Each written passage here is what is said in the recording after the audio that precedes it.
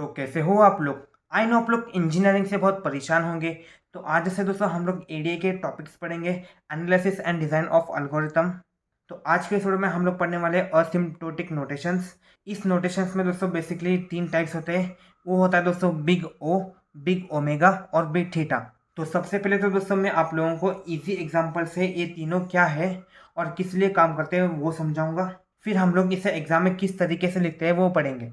तो सबसे पहले हम लोग देखते हैं कि असिम्प्टोटिक नोटेशंस का मतलब होता क्या है। तो यहाँ पे देखो दोस्तों, asymptotic notations are used to measure time complexity of an algorithm where input size becomes very large, where it helps to understand how fast an algorithm works, how performance changes as data increases. तो सबसे पहले तो दोस्तों हम लोग asymptotic notations का मतलब क्या होता है वो जानेंगे। तो असिम्प्टोटिक नोटेशंस दोस्तों एल्गोरिथम के टाइम कॉम्प्लेक्सिटी को मेजर करने के लिए यूज होता है, जहाँ पे इनपुट साइज बहुत ही लार्ज होता है। हम लोग दोस्तों इसे ये पता कर सकते हैं कि कितना फास्ट एक एल्गोरिथम वर्क करेगा, और जैसे डाटा इंक्रीज होता है उसका परफॉर्मेंस चेंज कैसे होता है। इसमें दोस्तों बेसिकली तीन मेन टाइप्स होते हैं। बिग ओ, इसको हम लोग ओ से रिप्रेजेंट करते हैं। बिग ओमेगा, जिसको हम लोग ओमेगा से रिप्रेजेंट करते हैं। और बिग थीटा, जिसको हम लोग थीटा से रिप्रेजेंट करते हैं। तो अभी हम लोग एक सिंपल एग्जांपल से इन तीनों को समझेंगे। अभी यहाँ पे मान लो दोस्तों दो सुपर हीरोज है। एक का नाम है सुपर फास्ट मैन और दूसरे का नाम है सुपर स्लो मैन। और इन दोनों को दोस्तों हम लोगों ने एक पजल सॉल्व करने का टास्क दिया रहता है, जहाँ पे दोस्तों पजल का लेवल 1 भी दे सकता है, 2, 3। मतलब जैसे पजल का लेवल बढ़ता चला जाएगा वैसे ही वो और चैलेंजिंग होता चला जाएगा। अभी दोस्तों ये जो सुपर फास्ट मैन है ये इस पजल को 5 मिनट के अंदर सॉल्व करेगा। मतलब ये 5 मिनट के ऊपर नहीं लगाएगा, नो मैटर दोस्तों ये कितना भी चैलेंजिंग पजल क्यों ना हो। अभी यही दोस्तों हमारा आएगा बिग ओ नोटेशन।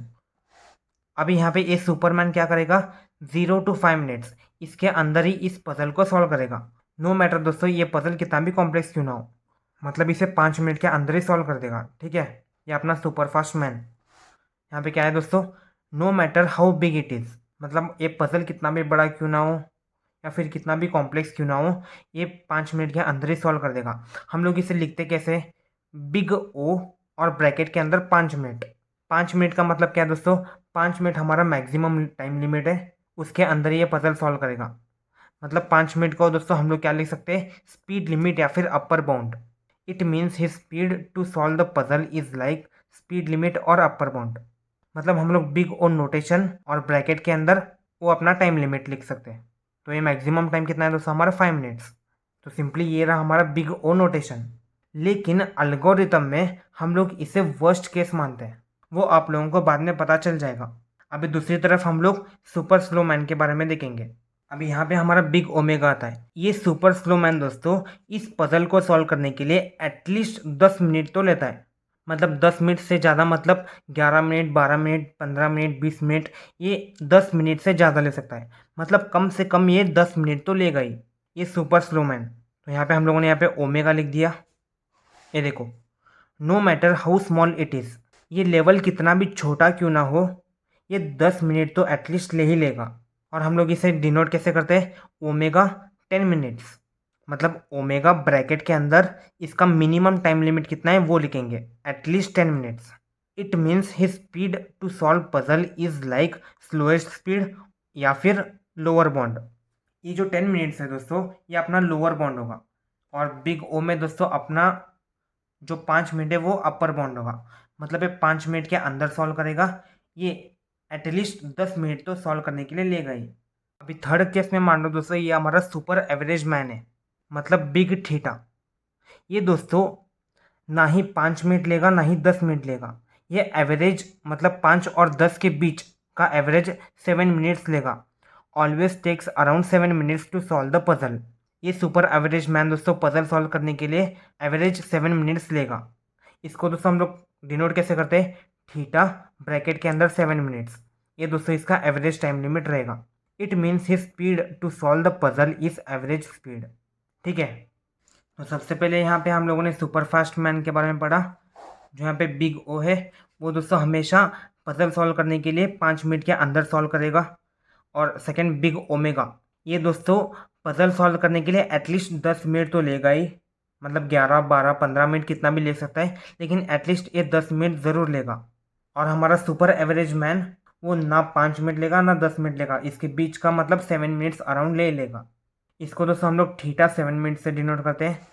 इसको हम लोग बिग ओ 5 मिनट से डिनोट करते हैं। इसको हम लोग ओमेगा यहाँ पे 10 मिनट्स ऐसे डिनोट करते हैं। तो अभी हम लोगों ने क्या पढ़ा, this notations helps computer programmers decide which super hero मतलब algorithm is best for a specific puzzle मतलब प्रॉब्लम फॉर लार्ज डेटा। मतलब ये नोटेशंस दोस्तों कंप्यूटर प्रोग्रामर्स को डिसाइड करने में हेल्प करता है कि कौन सा अल्गोरिथम बेस्ट होगा उस स्पेसिफिक प्रॉब्लम के लिए।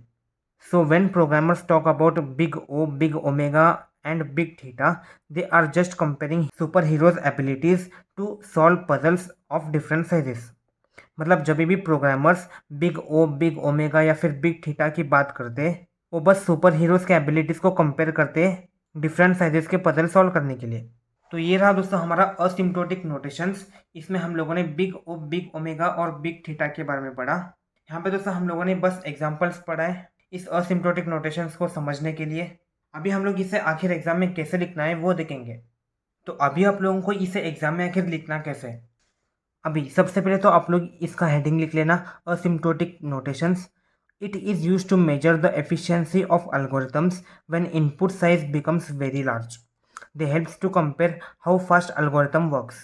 मतलब ये एफिशिएंसी ऑफ algorithm को मेजर करने के लिए यूज़ होता है जहाँ पे इनपुट साइज बहुत ही लार्ज होता है, और algorithm कितने फास्ट काम करता है ये इसे कंपेयर करने के लिए भी हेल्प करता है। और सेकेंड में आप लोग अंडरस्टैंडिंग आप लोग चाहिए तो लिख सकते हो या फिर नहीं लिखे तो भी चलता है। अंडरस्टैंडिंग में यहाँ पे क्या लिखा है, imagine 3 super heroes solving puzzles. Super fast man never takes more than 5 minutes. Super slow man always take at least 10 minute. Super average man takes around 7 minutes. मतलब ये 5 मिनट से ऊपर नहीं लेता super fast man. Super slow man कम से कम तो 10 मिनट लेता है, और सुपर एवरेज मैन 7 मिनट के अराउंड लेता है। ये दोस्तों हम लोगों को क्या रिप्रेजेंट करता है, बिग ओ, बिग ओमेगा और बिग थीटा। ठीक है, बिग ओ को एक्सप्लेन करने के लिए आप लोगों को बिग ओ नोटेशन यहाँ पे एक लाइन लिख लेना, represents maximum time taken by algorithm. मतलब ये दोस्तों मैक्सिमम टाइम लेता है। For example super fast man maximum कितना टाइम लेता है दोस्तों, 5 मिनट्स लेता है, उससे ज़्यादा नहीं लेता। तो यही मैंने यहाँ पे लिखा है, represents maximum time taken by algorithm. इसका फॉर्मूला क्या होगा दोस्तों, F of N is equals to O of ji of N. F of N मतलब टाइम टेकन, हम लोगों ने पीछे भी पढ़ा था। ओ ऑफ 5 मिनट्स मतलब ये जी ऑफ एन यानी कि मैक्सिमम टाइम, और एफ ऑफ एन यानी कि टाइम टेकन। ठीक है, if F of N is lesser और equal to C of ji of N. Ji of N मतलब क्या है दोस्तों, हमारा 5 मिनट्स। सुपर हीरो हमारा 5 मिनट से ज़्यादा नहीं लेता, मतलब 5 मिनट्स के अंदर लेता है, लेसर देन और इक्वल टू। ठीक है, तो यहाँ पे क्या है, if F of N is lesser और equal to C of ji of n for n is greater और इक्वल टू एन नॉट। तो एन नॉट दोस्तों बेसिकली इसका स्टार्टिंग पॉइंट है, मतलब 0 मिनट्स, और एन यानी कि इसका maximum time limit, maximum time यानी कि 5 मिनट्स। समझ गए। और यहाँ पे मीनिंग वर्स्ट केस कॉम्प्लेक्सिटी, इसमें दोस्तों बिग ओ नोटेशंस को वर्स्ट केस कॉम्प्लेक्सिटी माना जाता है। यहाँ पे आप लोग कंफ्यूज मत हो जाना। सेकेंड क्या है दोस्तों, बिग ओमेगा नोटेशन। ये क्या करता है दोस्तों, रिप्रेजेंट्स मिनिमम टाइम टेकन। ये मिनिमम टाइम टेकन को रिप्रेजेंट करता है, जैसे कि super slow man at least 10 minute लेता है बराबर। तो फॉर्मूला क्या होगा इसका, F of N equal to omega of ji of N. मतलब ओमेगा के अंदर इसका मिनिमम टाइम लिमिट रहेगा, जी ऑफ एन यानी कि minimum time limit, F of N यानी कि ये कितना टाइम लेगा। If F of N is greater equal to C of ji of N. Ji of N मतलब क्या है दोस्तों, for example 10 minute. F of N दोस्तों 10 मिनट से ऊपर लेता है, मतलब ये एटलीस्ट 10 मिनट तो लेता ही है। तो इसीलिए ये फॉर्मूला, इसका मीनिंग क्या होगा दोस्तों, बेस्ट केस कॉम्प्लेक्सिटी। अल्गोरिथम्स में इसे बेस्ट केस माना जाता है। ठीक है, अभी हमारा थर्ड क्या आता है दोस्तों, big theta notation represents exact growth. जैसे आप लोगों ने देखा था कि super average man around 7 minutes लेता है, मतलब एग्जैक्ट ग्रोथ, मतलब ना 10 मिनट ना 5 मिनट, ये एवरेज टाइम लेता है 7 मिनट्स। तो रिप्रेजेंट्स एग्जैक्ट ग्रोथ। फॉर्मूला क्या होगा इसका, F of N equal to theta of ji of N. Ji of N मतलब इसका average time. If c one of ji of N is lesser और equal to f of N is lesser और equal to C2 of ji of n. For example मान लो यहाँ पे 5 minute है, यहाँ पे 10 मिनट है, ये ना 5 मिनट लेगा या ना 10 मिनट लेगा, ये इसका बीच का लेगा, मतलब एवरेज टाइम 7 मिनट्स लेगा। ये रहा इसका फॉर्मूला, ठीक है। और इसका मीनिंग क्या है, टाइट बाउंड, मतलब ये टाइट बाउंड रहेगा, एग्जैक्ट ग्रोथ दिखाएगा। इतना होने के बाद दोस्तों आप लोग एक कंपैरिजन टेबल ड्रॉ कर लेना, जहाँ पे नोटेशन और मीनिंग लिख लेना। नोटेशन, बिग ओ का नोटेशन अपर बाउंड, अपर बाउंड मतलब 5 मिनट्स, 5 मिनट्स अपना मैक्सिमम टाइम लिमिट है, तो इसीलिए upper bound. Omega lower bound, lower bound मतलब एटलीस्ट 10 मिनट तो लेगा ही बराबर, तो वो 10 मिनट अपना लोअर बाउंड रहेगा।